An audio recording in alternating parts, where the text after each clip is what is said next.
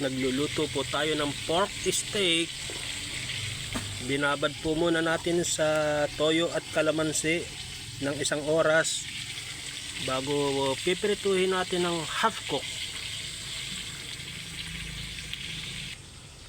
Bago po natin gigisahin sa sibuyas, bawang at ito naman pong bilog na hiwa ng sibuyas, gagawin nating pan-toppings pagkaluto.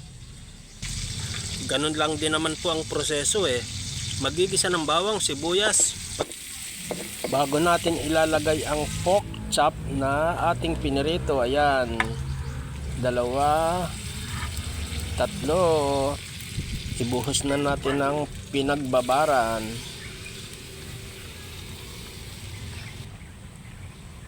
Lagyan natin ng 1.5 cup ng tubig para pampalambot.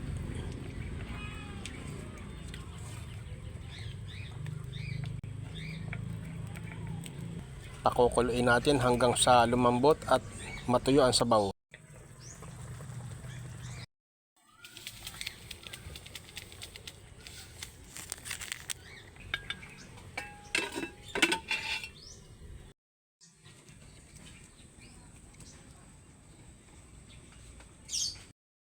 Ayan po, malambot na po siya at luto na po. Lalagay na natin ang sibuyas. Umabot din po ng 1 oras ang ating pagluluto. Sigurado naman pong malambot.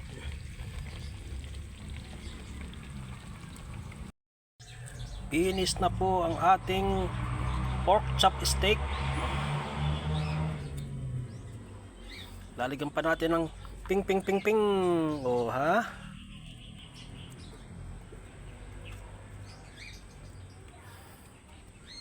Kain na na.